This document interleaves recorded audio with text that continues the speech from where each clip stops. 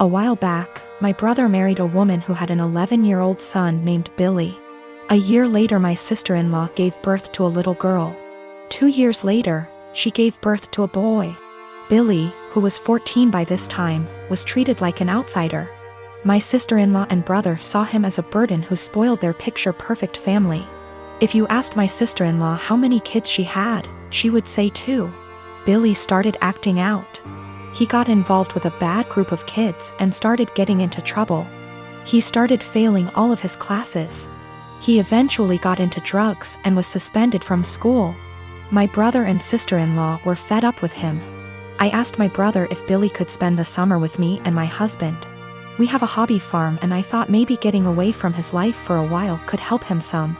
Well, they were more than happy to get rid of him, my SIL's words. It was kind of rough the first few weeks. He had a lot of anger issues. But my husband kept his hands and mind busy doing work on the farm. And we both made sure that he knew he was loved and wanted. By August, he was a totally different kid. He wanted to keep living with us, but my sister-in-law insisted that he come home. After 2 months, he went back to his old ways due to his parents' indifference. They ended up sending him back to us, and he lived with us throughout high school.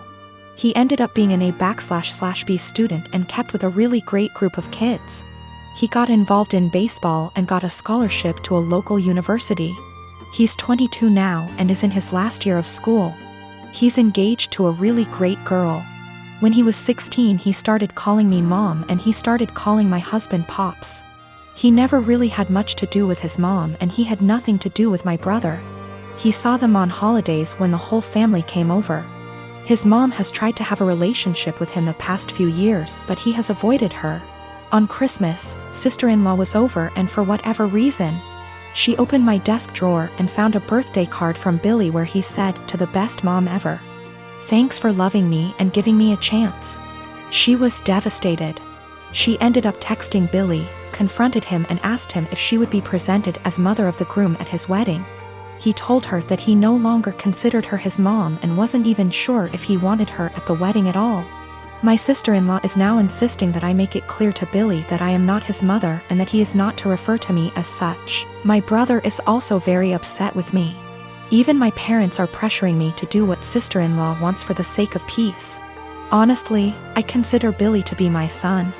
I count him in with all of my children.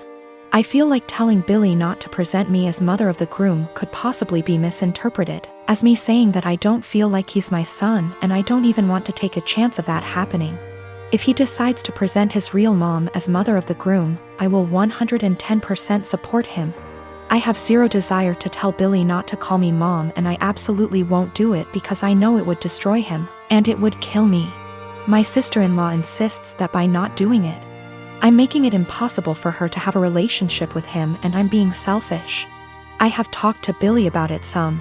He doesn't like to talk about his mom at all. He basically just said that he doesn't see her as a mom and has for sure decided he doesn't want her at the wedding. I understand and respect that. My father is a dick. When he got my mother pregnant, he wanted her to quit her job and just stay home to be a good little wife and mother. He is very well off due to a trust fund, and he doesn't really need to work. My mother refused and divorced him. Because of a prenup, she got very little, and he moved back to Europe. His parents never knew about me, and my mother had a good profession, and I never really wanted for anything. My grandmother and grandfather, her mom and dad, were awesome. And I got to spend my summers exploring the wilds of Western Canada with them. My father never paid the child support he should have. Like I said, it did really matter. My mom makes good money, and she gave me a great life as a child. I'm getting married.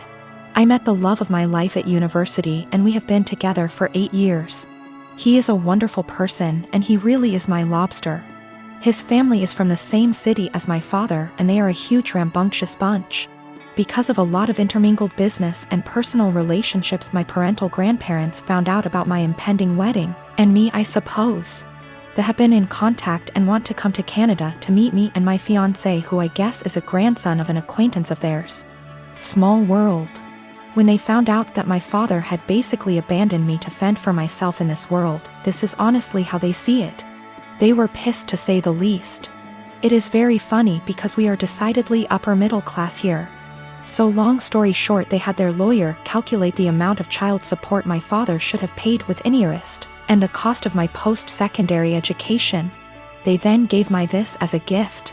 What I didn't know was that it came out of my father's yearly draw on his trust fund. He is furious because it is obviously a sizable amount and it will very much affect his finances for at least the next 2 years. He may need to, get a job. He has been contacting me and telling me that his current wife and children will be negatively affected if I don't give him back this money. I don't really need it.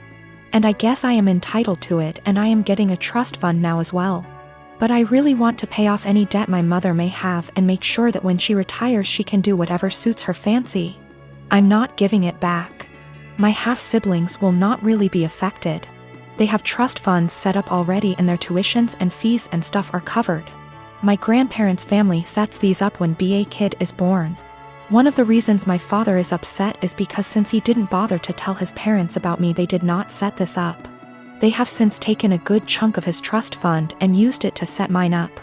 Realistically, the principal being separated 28 years ago would have left him in the exact same position.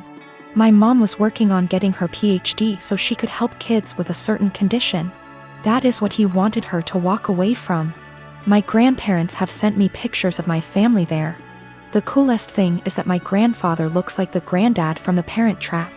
My mom never remarried, but she has had a special friend since I was 5. He is amazing and taught me to swear in Colombian Spanish. I had lunch with my mom. Apparently she has no debt. Like at all. I guess she did literally write the book about the treatment for the kids she works with. She does okay for herself. I never really thought about it. We decided that what would be best is to set up a scholarship for people who want to go into her field of study.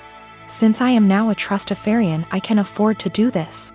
I am however going to book her and her friend a trip for after my wedding. And I am going to go pay off my car.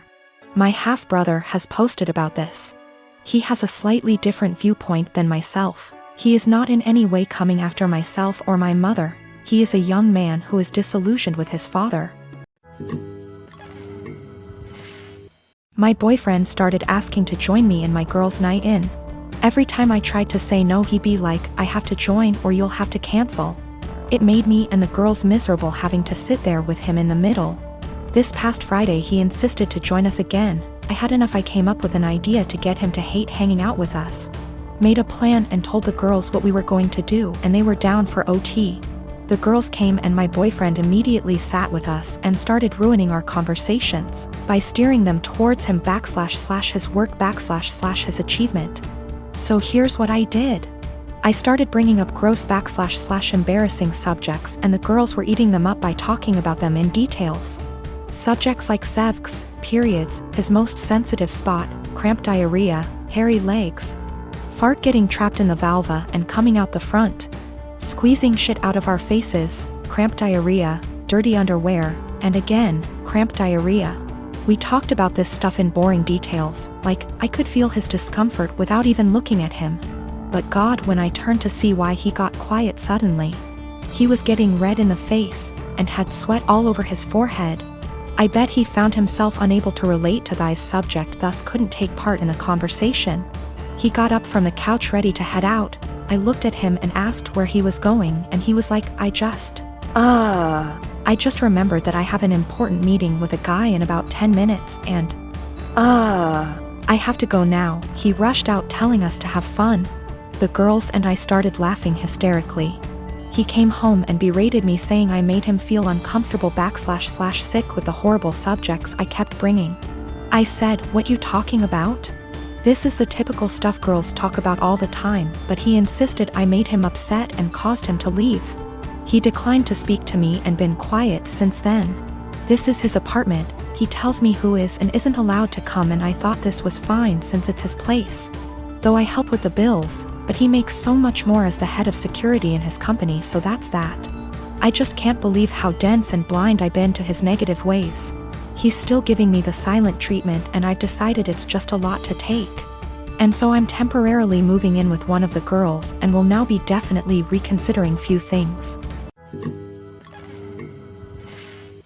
I am a 45 years old woman. My husband and I have a 15-aunt daughter Kate and a 9-year-old son Sam. My husband has a brother and a 40-year-old sister, Eva. Eva and her husband James have a daughter, Allegra. She is also 15 years old. Kate and Allegra have always been compared in the family. From the time they were born, it seemed to be a competition of who would walk first, talk first, do more, achieve more. And Allegra was always first. I won't go too much into detail about Allegra because that's not really the point, but I will say she's a beautiful, intelligent, truly one-of-a-kind girl, and her parents have done a great job raising her. My in-laws fell in love with her and think she hung the moon. This bothered me and made me sad for Kate, but I let it go for the most part. There's no doubt in my mind that they love all the kids equally, but out of the two girls you can tell who they admire more. Every summer, the whole family visits a holiday home that Eva shares with my in-laws. Over the summer, Kate met a boy, Luke, who was also holidaying in the area. They started dating. This was Kate's first experience with boys. Allegra had friends who were nearby, so for our first few weeks we didn't see her much. About 3/4 of the way through the holiday, Kate invited the boy she'd been seeing to dinner. Allegra was told to come, and afterwards she would be going to a party. At the dinner, it was clear that Luke was very attracted to Allegra. After dinner, Luke decided he would go to the party Allegra was going to as he had also been invited. They both asked Kate to go, but she wasn't allowed and was very upset. My husband and I felt it was not a safe or appropriate environment at her age. Eva informed us, because she knows we do not allow Kate into these environments, that it was an adult party, where there would be drinking and possibly other things going on. Allegra has grown up in a place where these kind of things are much more normal. And Eva and her husband made the choice to let Allegra live those experiences.